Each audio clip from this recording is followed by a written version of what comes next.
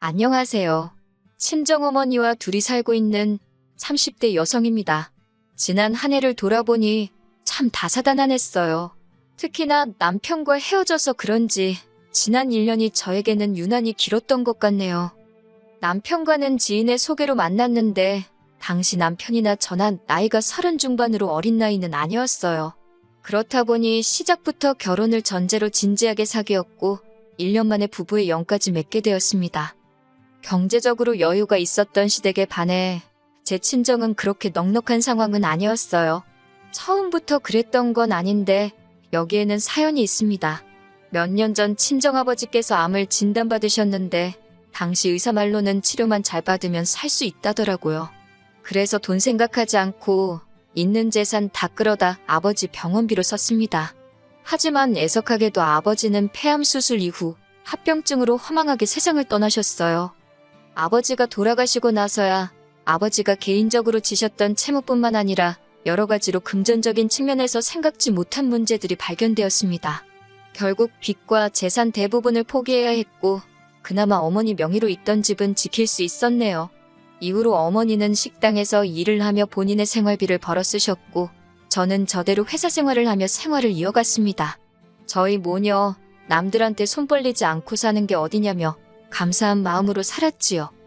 그렇게 10년 가까이 살다가 제가 시집을 간다 하니 친정어머니께서 얼마나 좋아하셨는지 몰라요. 친정어머니께서는 3천만 원이란 큰돈을 내주셨고 저는 염치불구하고 그 돈을 받았습니다.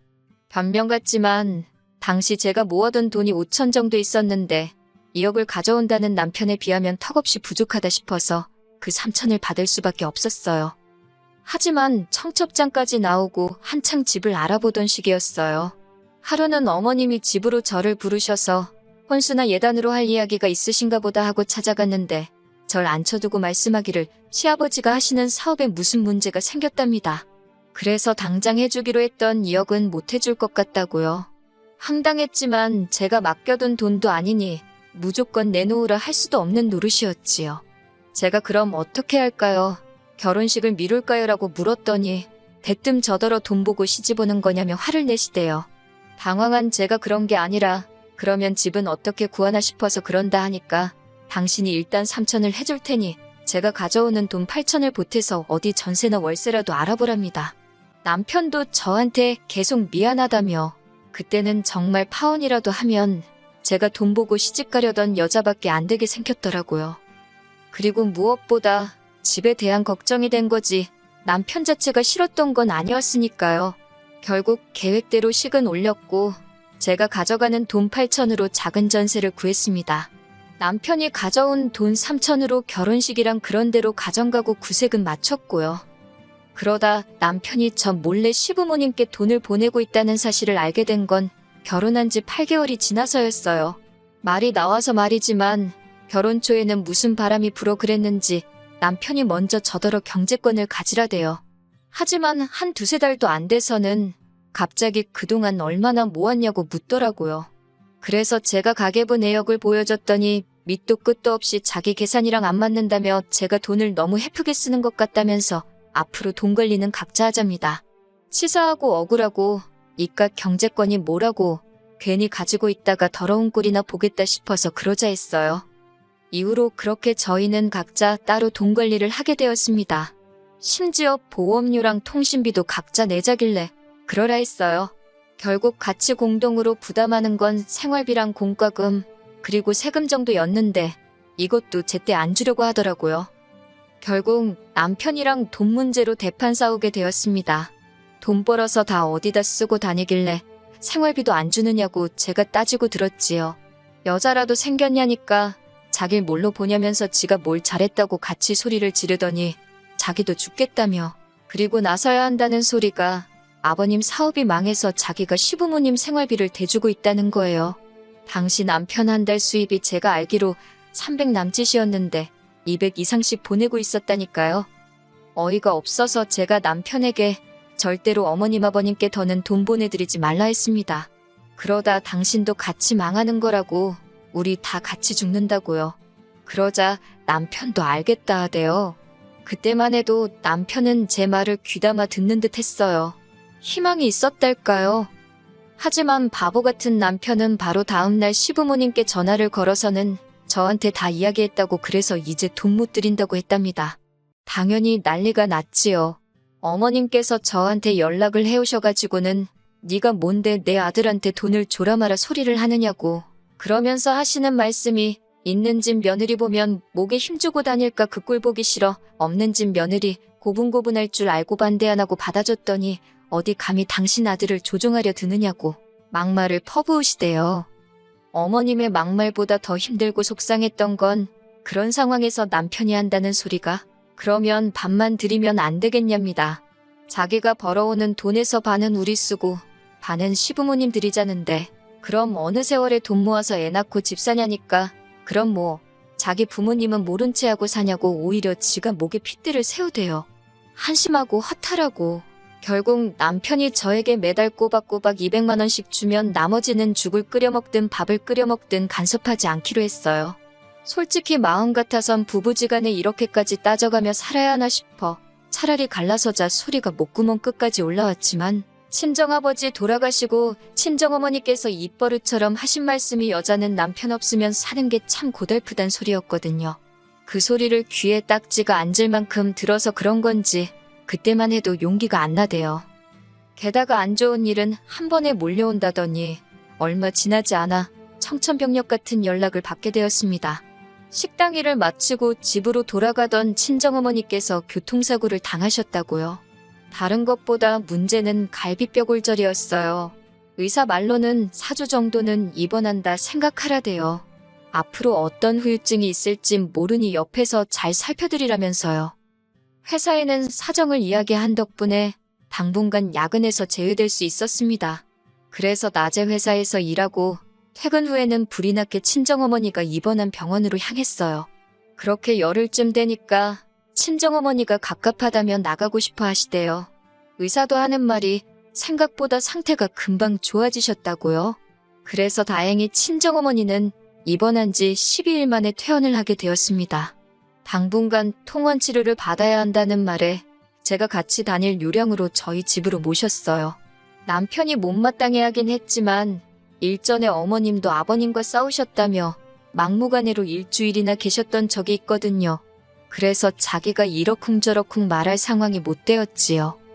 그리고 친정어머니를 모시고 온 이튿날 웬일로 어머님으로부터 연락이 다 왔대요. 지난번 돈 가지고 한바탕 큰 소리가 오간 이후로 어머님께서 먼저 연락을 주신 건 처음이었지요. 솔직히 저는 늦게나마 저희 어머니는 어떠신지 물어보려고 연락하신 줄 알았습니다. 하지만 이게 웬걸 대뜸 하시는 소리가 다음 주에 네 시애비 생일인 거 아냐입니다. 제가 알고 있다고. 그래서 그렇지 않아도 그날은 모시고 외식이라도 할 생각이었다고 말씀드렸어요. 그러자 어머님이 저더러 외식이 웬 말이냐며 시집 오자마자 처음 만난 시애비 생일인데 당연히 네가 생일상을 직접 차려야 되는 거 아니냐고, 그런 것도 안 배우고 뭐 했냐대요. 어이가 없던 제가 남편에게 들으셨겠지만 사고로 다친 친정어머니가 지금 여기 계신다고 잘 아시지 않냐고. 저도 그러면 안 됐는데 너무 속상해서 조금 빈정거려 봤네요. 그러자 어머님께서 하시는 말씀이 그건 들었다면서 퇴원했으면 자기 집으로 가지 왜 니네 집으로 온 거냐며, 아무튼 아버님 생일잔치는 니네 집에서 할 거라고 그런 줄 알랍니다. 이미 친척분들한테도 다 얘기해뒀다고요. 하지만 저도 지지 않고 막무가내인 어머님께 지금 친정어머니 거동도 불편하시고 어디 다른 데로 못 모신다. 생일상이고 뭐고 못 챙기고 잔치는 가당치도 않다고 딱 잘라 말했네요. 그러자 어머님도 열받으신 건지 두고 보자면서 전화를 뚝 끊어버리시대요. 그리고 그날 밤 남편이 얘기 좀 하자는데 딱 봐도 무슨 이야기를 할지 알겠더라고요. 그래서 제가 생일잔치 이야기면 집어치우라 했습니다. 그렇게 생일상 차려드리고 싶어서 미치겠으면 당신이 어머님 댁에 가서 차려드리면 되지 않냐고. 그게 굳이 우리 집이어야 할 이유가 있냐. 그리고 지금 친정어머니가 아프신데 내가 시아버지 생일상 차리게 생겼냐고. 그랬더니 남편이 한다는 소리가 저더러 지금 자기 부모님이 망해서 무시하는 거냐고 그래요. 어이가 없어서 그건 어디서 나온 자격지심이냐고. 그러면 당신이랑 시부모님이 우리 엄마 무시하는 건 뭐 때문이냐 그랬습니다. 뭐 눈엔 뭐만 보인다고 똑같은 사람 취급하지 말라니까 얼굴이 벌개져서는. 그리고는 한 이틀이나 지났을까요? 친정어머니는 방에서 주무시고 저는 거실에서 TV를 보고 있었어요. 남편이란 인간은 꼭두 새벽부터 어딜 갔는지 보이지도 않고 이때 솔직히 한참 냉전 중이라서 저도 굳이 관심을 두지 않았습니다. 갑자기 요란하게 현관벨이 울려서 나가보니 어머님 아버님이 문 앞에 서 계시대요. 집 안으로 밀고 들어오시려는 걸 간신히 막고 지갑하고 핸드폰만 챙겨 밖으로 나갔습니다. 집 앞 카페에 들어가 자리를 잡기가 무섭게 어머님이 꺼내신 말씀이 저더러 잔소리 말고 다음 주에 생일상 차리랍니다. 어이가 없어서 못한다 하지 않았냐고 왜 이렇게 억지시냐고 물었어요. 그러자 하는 소리가 친척들 앞에서 당신들 얼굴에 똥칠해야 속이 후련하겠냐고 그럽니다. 아니, 아버님이 이제 겨우 60세이신데 무슨 친척들까지 불러서 생일잔치를 하시냐고. 그러면 어머님 댁에서 하시라 했습니다. 제가 남편 편으로 미역국이랑 갈비 정도는 해서 보내보겠다고요. 그랬더니 그건 싫답니다. 무조건 저희 집에서 제가 차려주는 생일상을 받아야겠대요. 어찌나 기가 빠지고 힘이 들던지 저도 모르게 적당히 좀 하시라 소리를 질러버렸네요. 저희 어머니 아플 때 하다못해 안부 연락 한 번 없으셔놓고 이제 와서 무슨 생일상 받아먹길 바라시냐고 어쩜 이렇게 뻔뻔하시냐 쏘아붙였습니다. 그랬더니 하는 말이 제가 이제 와서 본색을 드러낸다나요? 그러면서 저더러 네가 그런다고 니네 엄마가 천년만년 살 것 같냐? 시집 왔으면 시부모가 부모지. 낳아준 부모는 죽었다 생각하고 사는 게 답이다. 말도 안 되는 소리만 하시더라고요. 듣다 못한 제가 어머님더러 어머님도 자식이라고 낳아 키우신 시외할머님이 불쌍하다고 악을 썼네요. 결국 이 일로 남편과도 지독한 싸움을 하게 되었고 남편은 끝끝내 지 부모 편만 들더라고요. 뻔한 레파토리 있잖아요. 그냥 적당히 져드리면 안 되겠냐. 장모님한테 하는 만큼만 해드려봐라. 아니, 니네 엄마가 나한테 그렇게 안 해주는데 내가 왜 그렇게 하냐? 어이가 없어서 결국 끝도 없는 싸움의 반복 끝에 이럴 거면 갈라서자 소리가 나왔고 그렇게 헤어졌어요. 남편이 자기가 3천만 원 가지고 오면서 시골리고 어쩌고 했다며 그 돈 돌려달라길래 너는 나랑 사는 동안 내가 해온 집에서 안 자고 어디 밖에서 잤냐고 또 싸우고 제가 그렇게 억울하면 네가 사온 거 들고 가라 했습니다. 그랬더니 그걸 어디다 두냐고 짜증을 내더니 결국 빈몸으로 나가대요. 그렇게 1년 좀 넘는 결혼 생활은 아주 지저분하게 마무리가 되었어요. 친정어머니는 이 긴 세월을 여자 혼자 몸으로 어떻게 살 거냐고 걱정하시지만 저는 오히려 홀가분한 게 별로 걱정이 되질 않아요. 그리고 이렇게 사연을 쓰게 된 결정적인 이유기도 한데 사실은 며칠 전 남편의 근황을 들었습니다. 들리는 말이 시부모님도 그렇고 남편까지 손 떼면 안 되는 데까지 손을 댔던 모양이에요. 결국 주변에서들 돈 갚으라고 난리가 나서 고소까지 당했다던데 저야 그걸 알아서 헤어진 건 아니지만 그 동그렁텅이에서 빠져나온 게 얼마나 다행이다 싶던지요. 늦은 후회지만 결혼 그거 조금 늦게 하면 어떻다고 제가 너무 신중치 못했던 게 안타까워요. 물론 이제는 돌아갈 수 없는 시간이니 그만 속상해하고 앞으로 다가올 날들을 열심히 살아볼 생각입니다.